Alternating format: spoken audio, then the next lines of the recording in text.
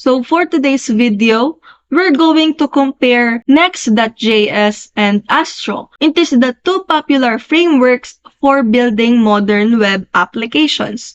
So first, Next.js is a React-based framework focused on server-side rendering and static site generation. The pros of it is it has a great SEO and extensive ecosystem and powerful API routes, while its cons are it relies heavily on React and making it more complex for static sites.